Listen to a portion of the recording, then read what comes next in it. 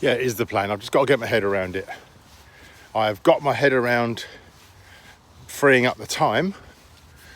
I've got my head around trying to find someone to video me or just doing something at home, but I know everyone just gets sick to death of talking head videos, so it's a lot easier for me to find someone to video me. It is to just keep...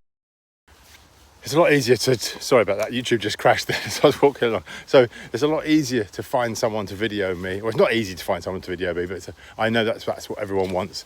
I know, looking at the statistics on my YouTube videos, people want me out and about teaching street photography, walking around the streets rather than sitting indoors talking about it. And to be honest with you, sometimes I don't know what people do want, because it's very hard to go through the process. And I know a lot of people that like and want to shoot street photography. It's more about the fear and how to do it. So I know they're the ones that get the most hits. So I'm going to try and do some work like that. As I say, it's never been easy to run around photographing people with someone videoing you, because it's really obvious. Not that I care, but you can't really show shooting the scene in a dynamic way without people noticing you when someone's pointing a camera at you and following you around. It's sort of very difficult to do. I've managed to do it, I've managed to talk about it, but it's not easy.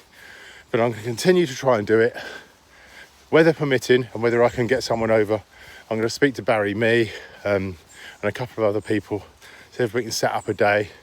Hopefully it won't be pouring with rain. Not that it matters, but it is a real pain in the ass to film and talk with microphones, etc. on a rainy day. So anyway, that's the aim. Please, if you're following me for photography and you do watch these shorts, just tell me what you would like to see me do in the way of street photography outdoors. Obviously, I'm not going to do landscape, etc., because for me, that just doesn't work. And besides that, no one ever watches those on my channel. They obviously watch the likes of David Norton and everyone else's stuff rather than my stuff, and that's absolutely fine. So anyway, let me know what you want to see in the way of street photography shot by me. Do you want me to talk about some Fujifilm cameras, what I think of all the new stuff that's coming out? Then let me know below and I'll talk about it.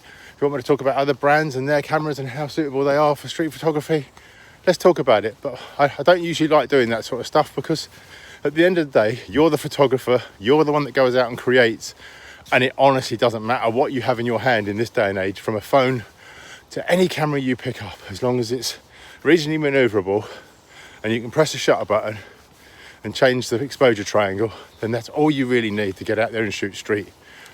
And no one takes any notice of cameras in most cities anymore, because everyone's walking around with them and no one really cares.